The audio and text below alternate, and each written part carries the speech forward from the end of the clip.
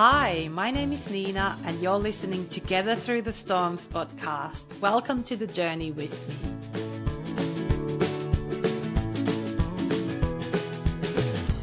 I would like to begin by acknowledging traditional owners of the land where I'm recording this episode today, which is the Wurrung country. I would like to pay my respects to the elders past and present and to any Aboriginal or Torres Strait Islander people who may be listening today. Hi, everyone, and thank you for tuning in on Together Through the Storms podcast. My name is Niina, and today we will be talking about mindfulness and meditation with a very special guest. But before we will be tuning in on today's episode, I would like to wish everyone a happy December. So as this episode comes out, it will be 2nd of December. And this year, I have decided to give you all a little gift. This gift is for you, who is constantly giving and caring, stretching your emotional and physical capacity to the maximum. This gift is for you who keeps things together even when it feels like the whole world around you is falling apart. This gift is for you who is constantly trying to change the world so that your child would fit into it. I want you to experience some happy days and brief moments of joy. This December, I want to give you things that will help you to feel better, experience joy, and allow you to connect with yourself. All you have to do is prioritize a short moment every day for yourself. I could not have put together this advent calendar all by myself. So I just want to say the biggest thank you for those people who straight away said that they will join and participate and share the love. So thank you from the bottom of my heart. You know who you are. This December, if you decide to register and join the Happy Days Advent Calendar, you will be receiving 2 home workouts by very inspirational trainers. You will also get access to a yoga class, which you can do at the safety of your own home. You will get a meditation recording. You will get some Auslan, which stands for Australian Sign Language flashcards, so you can start practicing Auslan with your child at home. You will also get an educational video to demonstrate how to use those flashcards. I have created you a medical appointment checklist, affirmation cards for carers, and some sentence starters that you can use with the sibling whose brother or sister has additional needs or disabilities. On top of everything I just mentioned, there will be also great amount of completely free, easy and quick self-care strategies that you can use to connect with yourself every day. I bet you're wondering, how does all this work? Basically, the first step is to register. You can find the link for registering from the episode description or from my Instagram account, Together Through the Storms. Follow that link, register, and you will be on it. After that, every day you will receive an email with some materials on it. Sometimes it could be a PDF, sometimes it could be a link to a video.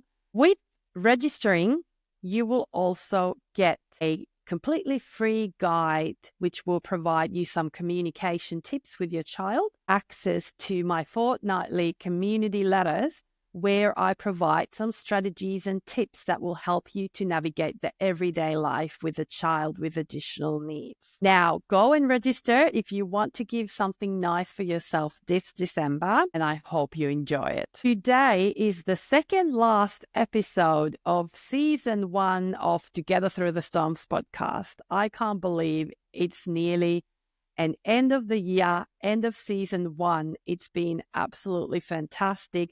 I've had so many beautiful guests joining me, and there's been huge topics that we've approached. So next week's episode will be the last one, and then there will be a short Christmas break. But don't worry, I will be back in 2025 with some more amazing guests as well as new topics. In the meanwhile, I would really love to hear your feedback. What has been something that this podcast has given you? if you would love to share that with me on my Instagram, Together Through the Storms, that would be beautiful. I would really love to hear that. Today, I'm going to take you on a bit of a journey exploring mindfulness and meditation. As you may already know, I am quite passionate about mindfulness and meditation, and I feel like it is such an essential strategy when parenting children with additional needs. However, today is not about me preaching about the importance of mindfulness and meditation. Instead, I have an amazing guest. Her name is Bec. She's a special education teacher. She's a mother of 2 young children, and she's mindfulness and meditation teacher. She's going to talk about meditation in general, the benefits of meditation, and potentially even break some stereotypes of what meditation can look like and share some practical ideas of how you can get started with meditation practice. I also have great news for you. You can access Bec's meditation for free by registering and joining my Advent calendar. So Bec's meditation recording is part of my Advent calendar, and I'm so grateful for her for sharing it.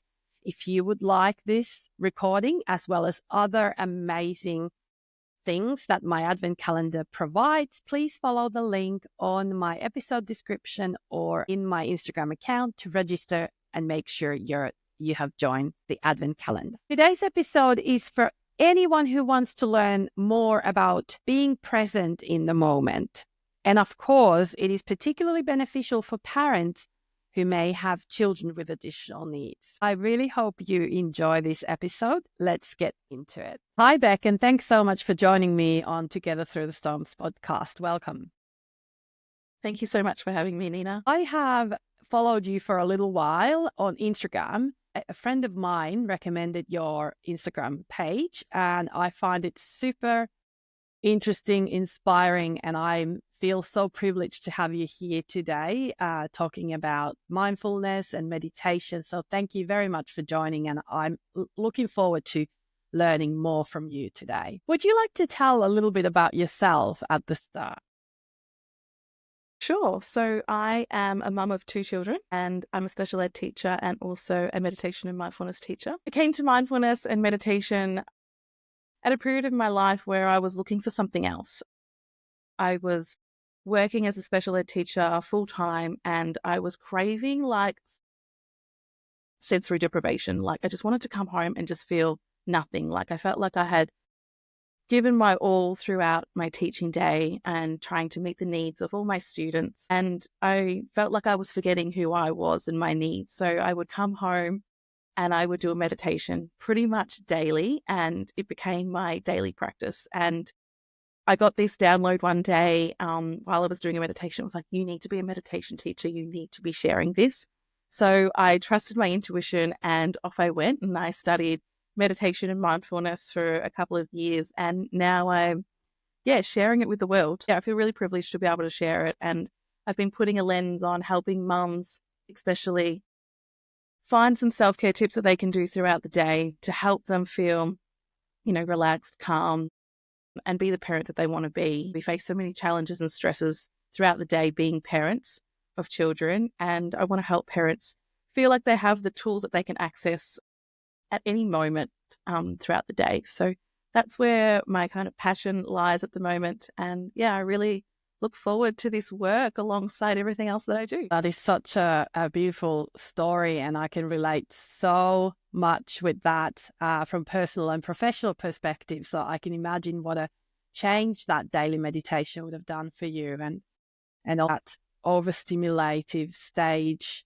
that potentially some of our listeners who have children with additional needs might experience with their children as well. Absolutely. Yeah. Thank you for sharing that.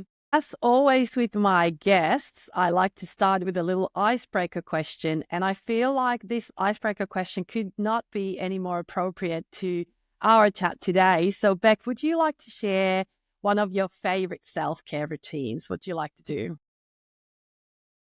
I hope you don't mind if I answer this in 3 parts, because a lot of my work is around self-care. So I feel right at home answering this question Yes. So for some of us, getting out into the community and doing self-care is not always accessible. So for me, in that instance, is doing self-care throughout the day. So I do a lot of breathing exercises, when I'm putting my child to sleep or while I'm cooking their dinner and things like that. So that's probably one of my favorites, is because I know I can implement it and do it without someone needing to look after my children. So that's one really good self-care thing that I like to do. The other one that I like to do is when the kids are in bed and my job's kind of finished for the day, is doing a journaling. So I journal for about 10 minutes and then I do a bit of like a movement exercise. Like, just be like shaking your body and just letting go and releasing what's happened for the day, and then sitting down and doing a meditation. So it's probably like a good 40-minute exercise. And it depends, what's happening and what my body feels like it needs in that moment. And then on those very special moments when I do have somebody to look after my children, going out and getting a massage, being in a beautiful, blissful space, you're in this space where you won't be interrupted, you're smelling beautiful aromas and there's beautiful music and someone's nurturing you. I love that as well. So they're my 3 self-care routines that I absolutely love. So I love that perspective, and I feel like that is such a good way to look at self-care as well. So there's lots of things we can do throughout the day, and I'm sure today you'll be talking about it a bit more. mm, Now, Bec, would you be able to tell us a little bit about your role as a meditation and mindfulness teacher, please? sure. So I think to explain how my role and what I do, I have a really good story that I'd like to share. When I was a teacher, I was trying to meet all their needs. So finding their regulation tools and, making sure that their day had regulation breaks embedded with it, and then meeting all their learning and academic goals as well. And, there's a lot of stresses that go along with that as a teacher. And also, when you're trying to meet the needs of all the students who have, individual learning plans and things like that. So one of the students I was struggling with to kind of connect with her, and she would be more regulated with others teachers. So I was thinking, what is going on? What am I doing that could be impacting this student? So I decided to give up coffee basically for that student, which is quite a big call when you're a teacher, when you, are running on empty. So I decided, to give up coffee. And I noticed that her behavior changed when I gave up coffee, and it was like instant. And I reflected upon it. And I think when I drank coffee, I moved a lot faster. I was probably, maybe a little bit more flustered, a bit more like my movements might have been a lot quicker in the room. And then when I stopped drinking coffee, I noticed I was just a lot more calmer. My movements were probably a little bit more smooth, and I probably spoke a little bit quieter. And that's like one of the aha moments that I had. Like, what we do for ourselves has a ripple effect on everybody around us. So the fact that I gave up coffee had a ripple effect on that student was like, oh my gosh, like, it's me. It's sometimes I need to look inwards. And that was a real big aha moment. And then I started delving into more meditation, and I noticed that when I did meditation before the students arrived, so the school that I work at did a little like mini meditations. They offered mini meditations at the start of the day before the students came in. And it was just a little pilot thing. And those days that I did the meditations, we had a much better morning. And that's when I was like, okay, like meditation is the way for me, like, to move forward as this teacher that these students need.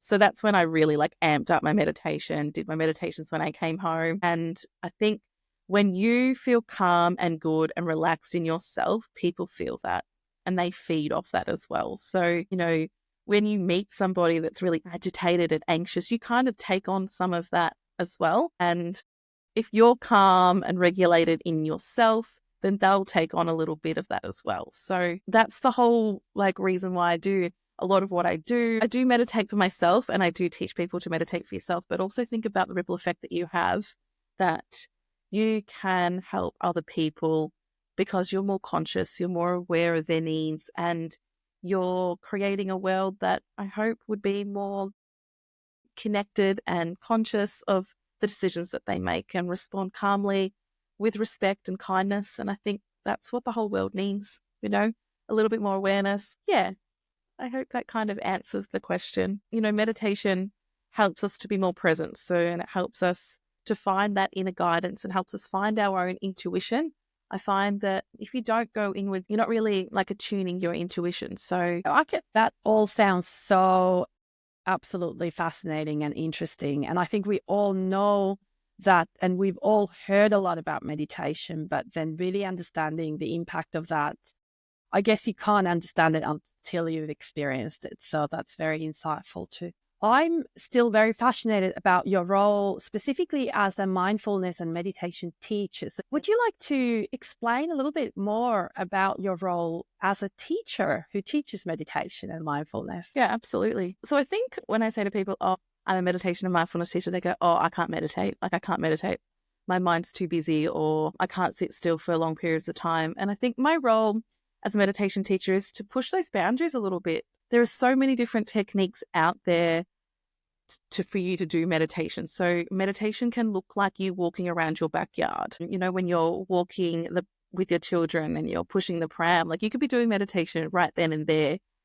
There's drawing meditations, there's visualizations, there's mantra meditations. There are so many meditations that you could be doing. And it's not just sitting in silence and sitting on a cushion and just not moving your body. Like there are so many different things out there. And I think my role as a meditation teacher is to help you find the best meditation for you and to help you work out which one will meet your needs for that day. So, for example, when I was pregnant, I had no interest in sitting still. Like I just felt so uncomfortable. So I would do things like going to a mindfulness meditation outside and walk and do a dancing meditation. Like before I started doing my training, like dancing is a meditation. Like that's just dancing. That's not meditation. So I can now support people through how to do that, like how to use dancing as a meditation. And I think it's just so powerful. Like what you can do when you tap into meditation is phenomenal. I love being able to teach people how to raise their awareness and consciousness through not only just meditation, but through some mindfulness tips throughout the day. And yeah, so I've been doing some things on Insight Timer, and I've been running some mindfulness play groups. And yeah, I'm just constantly just expanding and doing whatever feels right for me and what feels good for the community and what they need. So that's where my meditation teaching journey is heading. Absolutely. I love that. I can imagine there are lots of people listening right now who may have had that exact idea of meditation, staying still, sitting down, and you feel anxious because you have so many thoughts in your head. That's me, at least.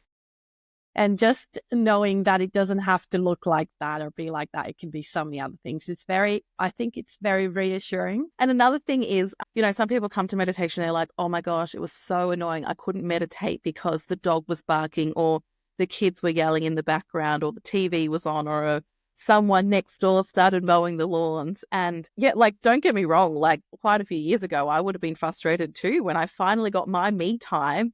And then the neighbor starts mowing the lawns. Like, come on, like, how dare you? But the beauty of the meditation that I teach is tap into that. Like, be aware of what is around you and it is okay. And using anchors to come back to, such as like breathing, or it might be a sensation, or it might be just looking at something within your room instead of focusing on that sound outside, because we are part of a community. We are, you know, we're not going to be in a perfect place to meditate all the time. That's the art of being in the present moment when you've got chaos around you. Yeah, quite a journey to get there. That's wonderful. And I can imagine you would be a great teacher to help discover that potential in us. So my next question, Bec, would be around your impact. So what kind of impact do you feel like you have on the people that you work with as a meditation and mindfulness teacher? I think the impact that I'm having as a meditation and mindfulness teacher is helping parents tap into the present moment. You know, I think as parents, we're constantly thinking about what could have been, what I could have done better in the morning or, you know, throughout the day. And then we're then thinking about, well, if they do that, then I'm going to have to do X, Y, Z afterwards. Or you're thinking about, what are you going to cook for dinner? And we're never really in the present moment. And I think as you get older, it's harder to be in the present moment. So children are naturally in the present moment a lot easier. Like they're not thinking about what's for dinner when they're playing with their toys. They're just like, oh my gosh, this is a beautiful toy and I'm just going to stack it up like this. But unfortunately, as you get older, you become aware of more things that are in the world. And we know as carers that we're going to have to help them get dressed or prep their dinner or get them ready for school throughout the day. So we're kind of like thinking ahead. And then we're thinking, oh, gosh, I should have done that. I should have done this. And we sometimes forget to just be in that present moment. And I think if we can be in that present moment and know how to get there a lot quicker, and we could see some really beautiful things that are happening and unfolding in our lives. So if you aren't in the present moment, you might be missing out on so many magical things that could be unfolding. I think with mindfulness, it teaches you to be grateful and happy and find joy in the simplest things. Like the other day, I was at the park with my daughter and we read a lot of books about being mindful. And I spent a lot of time teaching her and teaching the children in my playgroups to look at the little things. Like, let's look for something that's red today and look for the little things that are happening. And we were at the park and she found this beautiful little ant and it was carrying like a little seed. And she's like, Mummy, look, look. And I was like, oh my gosh, I can't see it. And then eventually I could find it. And I'm thinking, oh my gosh, we're just looking at a little ant with a little seed. But she thought it was the most beautiful thing.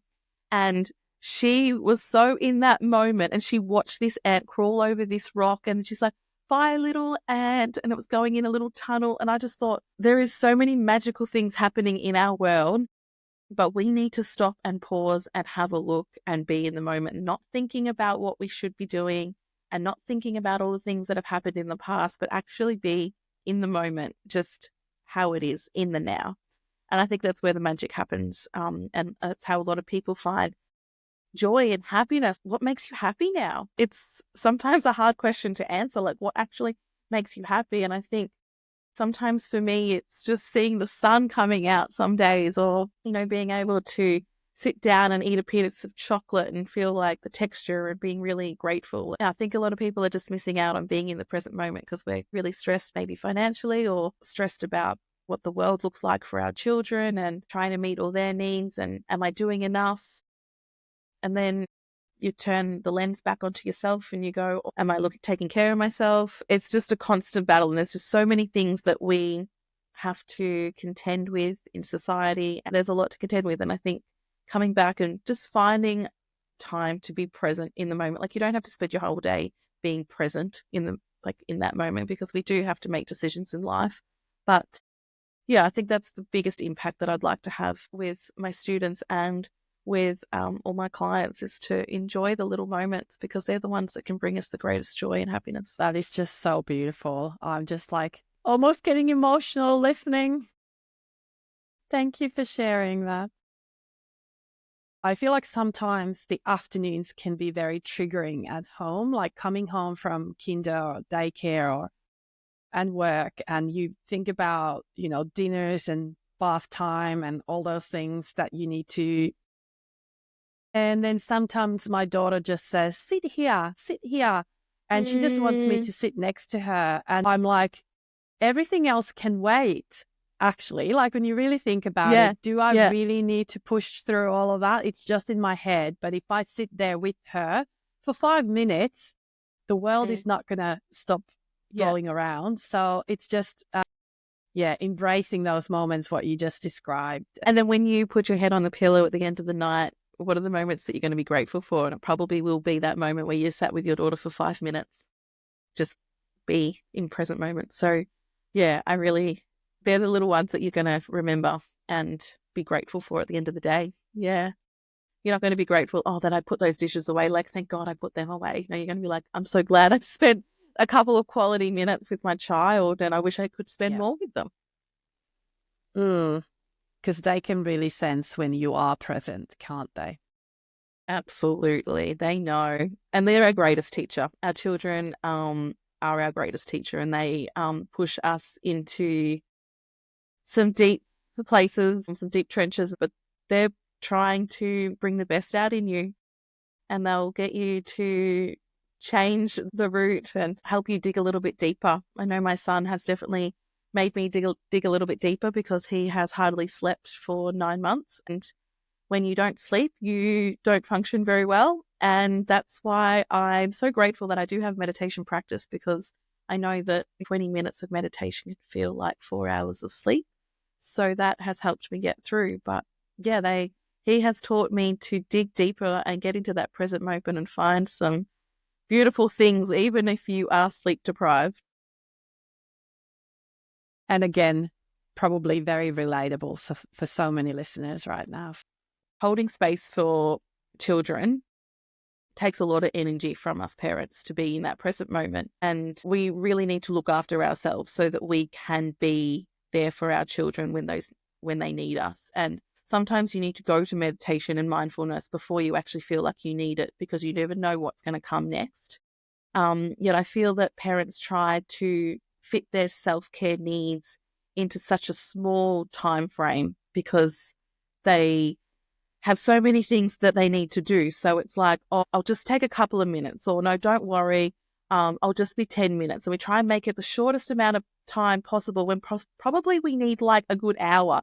But we're like, no, 10 minutes is enough. And we feel so guilty from being away from our children. But then when we're with our children, we kind of go, I really need a break. But then when we get the break, we don't really want to be away from them for so long. So I think that's why it's really important to find some mindfulness and meditation tips and things that fill your cup throughout the day so that you can respond in a way that you're going to feel happy with when you put your head on the pillow at the end of the day, and not go, oh, I really regret the way I acted out towards my child over that simple thing. Sometimes a little meditation or, doing a few rounds of breathing might be all you need, but I do think you need to block out a longer period of time at some point in your week for you. I'm definitely taking some notes here, so that I feel like lots of people can relate to being guilty or feeling guilty about that time. But yes, so important. And thank you for reminding us about that.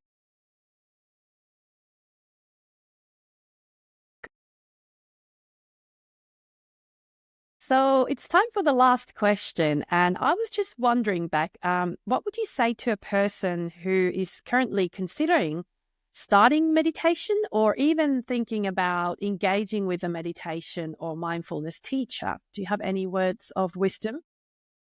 Absolutely. I think if you are considering delving into meditation or amping up your meditation practice, I think just starting small, break it down into small chunks. Sometimes just closing down your eyes and just checking in with how you're breathing can be a great starting point. So some things that you can do is just tell yourself internally, like say it quietly to yourself, I'm breathing in, and then I'm breathing out, and just focus on in and out, and then try and catch yourself if you are thinking about everything else that you need to be doing, and just keep coming back to the breath as being your anchor, and just do that for a few times. That's a great way to start. And then I think start small and then build up as you feel called to. So if you feel called to do 10 minutes, do 10 minutes. And I think sometimes when you close down your eyes or start something, you go, oh, this feels really good. I'm going to do a little bit more. And another great place to find meditations that are free and accessible, especially for parents who may not be able to get out and go to a yoga studio or go to somewhere that offers meditation classes, is to download the Insight Timer app. So it's basically like a YouTube for meditation. So they've all been reviewed by Insight Timer, and there's something like 19,000 teachers. So I'm sure you'll find a teacher that really resonates with you. I have a few tracks on there. There's a free version, which is really, really good. I've been using that for years. And then there's also a subscription version as well, which you can tap into more premium tracks and access the courses. So I'm in the process of, at the moment, of developing a journaling course, which will hopefully be up soon. It's a great place to start. You can also use it as a timer. So that's how it originally started. So you just go in and you punch in like, I just want to meditate for 5 minutes. It'll play a bell at the start and a bell at the end to signify when to finish. Highly recommend it, because I think if you go onto like YouTube and do meditation, sometimes you can be interrupted with ads, and I don't find that very pleasant at all. And it can kind of take you away from being in a really relaxed state when an ad pops up midway. I think another thing to consider is just being open-minded to meditation. Meditation isn't just about sitting still, as I said before. There are lots of different techniques out there, and a meditation teacher can walk you through, teach you all the different techniques that are out there. And sometimes even just picking one and focusing on that for a week and doing the same meditation over and over for a week can also be really beneficial. The other thing I probably recommend is just try and make it a bit of a daily practice if you can, even if it's just a couple of minutes, and then building up to doing a longer one on the weekend and things like that. But yeah, I think just being open-minded and not trying to be like, I'm going to feel so relaxed after this, or I'm going to get some insight from this meditation, or I'm going to get this great inspiration when I sit down on my mat. Like whatever comes is right for you in that moment. I think that's what meditation kind of teaches us, just to go with the flow and just sit with it. And, sometimes you go, oh, I don't really feel like meditating because I'm so sad. Well, maybe that's the right time to do a meditation, to actually sit with it, be those emotions without trying to squash them and put them aside and just keep being busy and busy, busy at forgetting your needs. Sometimes you need meditation more than you realize. And I hope a lot more people use meditation as a tool to feel calm, conscious, and aware. I think the whole world would be a better place with it. That's so true. I've heard a quote a long time ago that says, meditate 10 minutes every day. Unless you're too busy, then meditate like half an hour or something along those lines. Yes. No, I've heard that one. Yeah, absolutely. Like you need it before you realize it. Guess something that I've noticed myself doing meditation is that sometimes you might actually feel worse afterwards, or not worse, but like you might expect it to be bringing you this sense of relief. And then afterwards, you might feel something different. And I guess that's not a sign that meditation is not working, although it might feel a bit intimidating, but just wanted to highlight that. Yeah, absolutely. With meditation, you are going within. So you're allowing the body to let go of anything that it no longer wants to hold on to. And it will bring some things up that will unsettle you or may make you think, wonder why that's coming up today. If you are doing a meditation, I highly recommend that you shake it off, like move that energy somewhere in some capacities. Maybe, shake your body and like really let go of it out of your body. And then you could possibly do some journaling further around it. And then I would recommend getting some support from another service. So you might want to talk through it with another person and seek some support.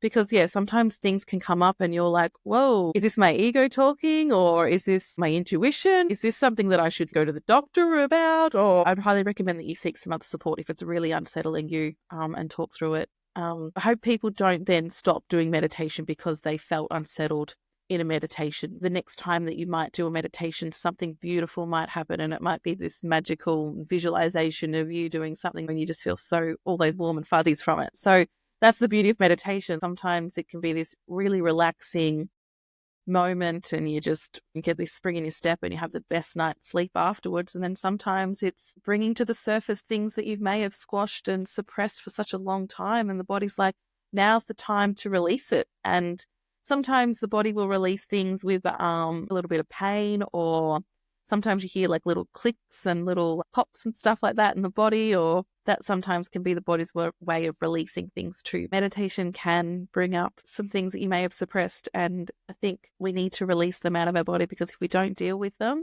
it may fester into something a little bit more serious, which will require us to take further action and will probably have a further impact on your life too. Thank you so much for joining me today, Bec. This has been a beautiful journey and I've learned so much new from you, and I hope listeners have too. So thank you very much. No, thank you, Niina, for giving me the opportunity to share this wonderful technique and tool with your community. I think it will be really beneficial for them. Absolutely. I think so too. Lots of people can probably relate to the topics that we discovered today. In terms of where to find you, like if someone was now interested to see that mindfulness on daily life that you share on Instagram, do you want to share a little bit where people could find you? So you can find me on Instagram under Bec Godycki, and I'm also on Insight Timer, which you can follow me on there. And I am releasing a new course about journaling very soon, so it's just in review. So hopefully it'll be up shortly. I'm also looking into doing more mindfulness play groups at a farm, hopefully next term and into next year. And I'm also open to taking on anyone that would like some one-on-one support with meditation as well. There's quite a few different ways to reach me. Usually tap into what feels right. So I don't know what else might come up. I'm thinking of doing a mini course about mindfulness for mums and stuff like that. So that's just simmering in the background. So that might come out soon too. Sounds fantastic and so much needed. I will link all of those contacts into the episode description so you can easily go and find these. And I'll also add the Insight Timer app link there so people can go and download it and enjoy meditation.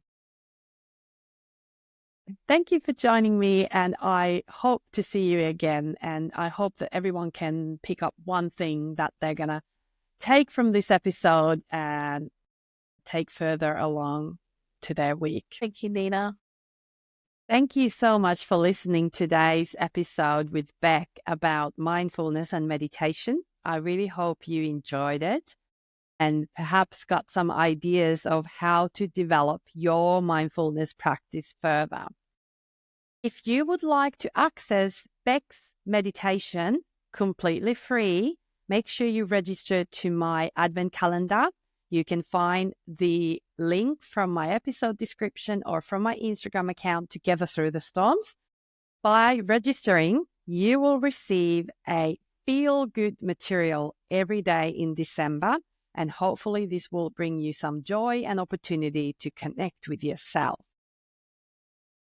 I will see you all back here next week when I will be doing some reflection of 2024, as well as reflection of my very first season of Together Through the Storms podcast.